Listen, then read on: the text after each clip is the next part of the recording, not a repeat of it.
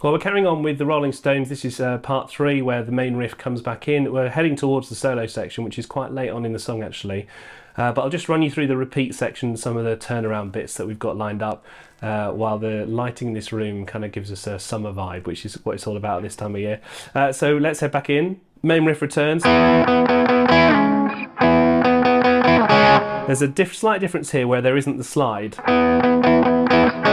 That's the second time round, then it carries on as normal.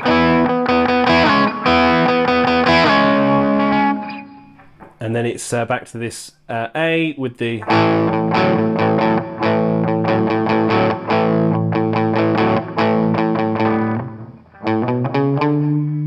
There's a bass line in the bottom that goes just before the return again. That main riff keeps on going, you've got 4 of them, then this again.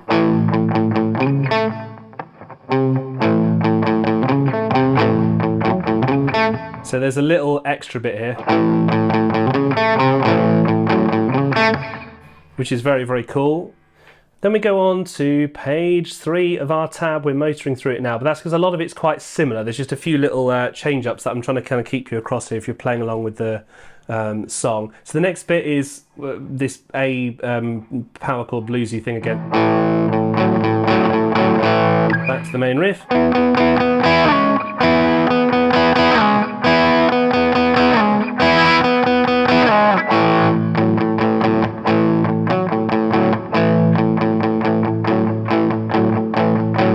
So it just adds in a few extra notes there.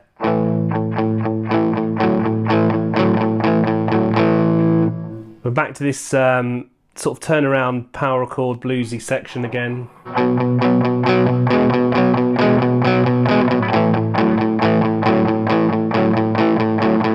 And then this is a little bit different.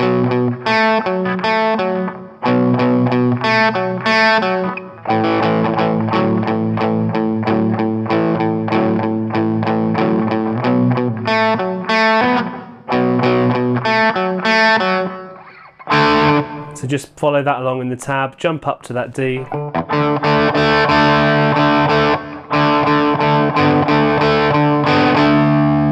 And then this is where you can carry on up the neck, or you can go for the solo line, which is this 11th fret.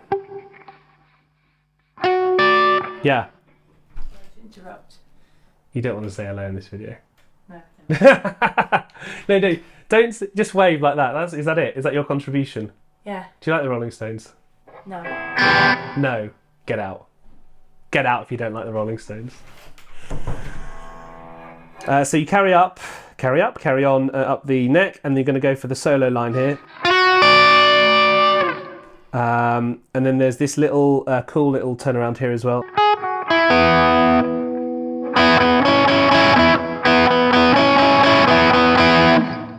That's very, very different to what we've had before. But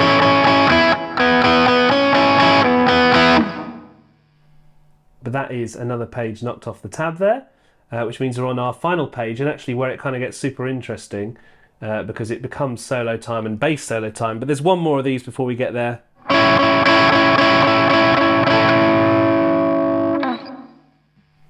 This is Paul McCartney's moment to shine here, and he does some pretty cool stuff with the bass to start off with. There's this little cool riff.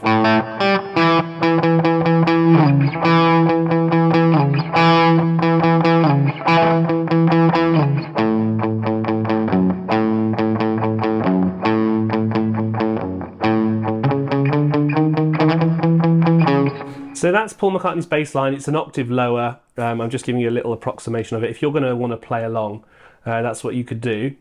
We'll pause just before we get to solo time because the solo gets a little bit off the hook, shall we say. Very, very complex, but very cool. We'll go to that in our final part of this video. Bite my head off from the Rolling Stones, but do subscribe if you're liking the new stuff, and we'll see you in part 4.